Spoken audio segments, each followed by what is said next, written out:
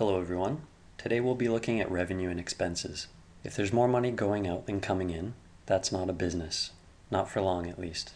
You don't have to look too far for examples of successful businesses that seem to consider more than just money on their balance sheets though. Sustainability and responsibility may factor in nearly as prominently. Tesla, for example, has identified man-made climate change and non-renewable fossil fuel dependency as a global problem. They're installing solar cells on the houses of consumers at an impressive rate and have made all of their patents available to any would-be competitor. The cynic might argue that these moves are self-serving, but they're nonetheless on brand and resonate with the public at large. Are they still concerned about making money? Yes, obviously. They wouldn't have lasted very long otherwise.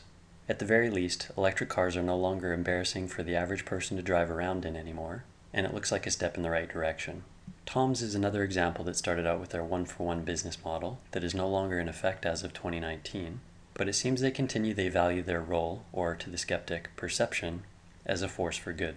I'm not trying to endorse either of these companies. I'll admit I don't know all there is to know about either one, but a vision beyond becoming a profitable company actually seems to matter with people.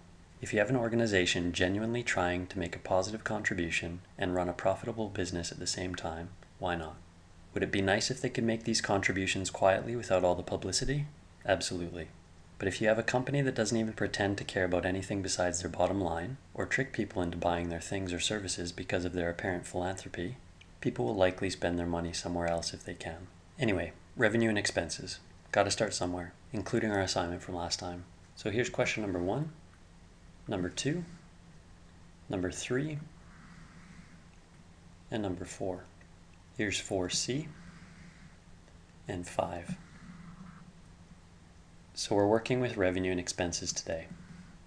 In the previous section, you looked at the startup costs and operating costs of various businesses. In order to run a business, you also have to consider revenue and compare it to your expenses. For your expenses, you also need to determine whether they are fixed or variable.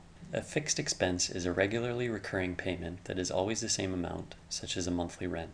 A variable expense changes in value or frequency, such as a payment for an emergency repair. So let's take a look at example number 1. Rafaela runs a catering service preparing and delivering frozen dinners to the elderly. During the past month, she listed the following items in her financial records. Indicate which items are revenue and which are expenses, and calculate the total of each category. So we'll start by identifying the expenses. Groceries would be an expense. A payment would be income.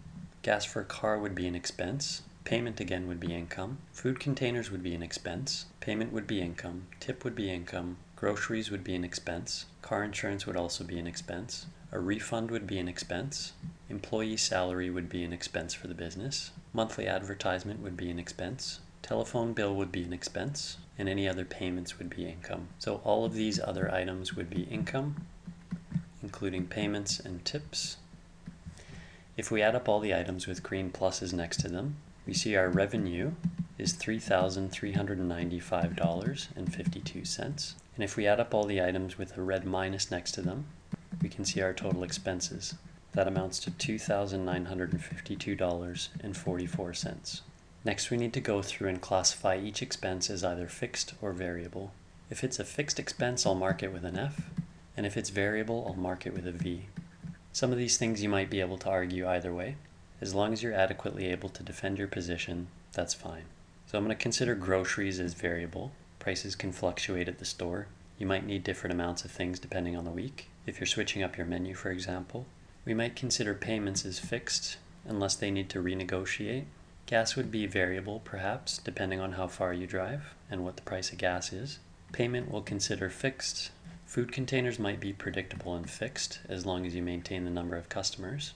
Payment we can consider as fixed again. Tip would be variable.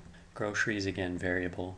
Car insurance would probably be fixed unless you get into an accident. Check we'll call fixed. Refund would be variable. Maybe they had a complaint with a particular meal. Hopefully that's not a regularly occurring event.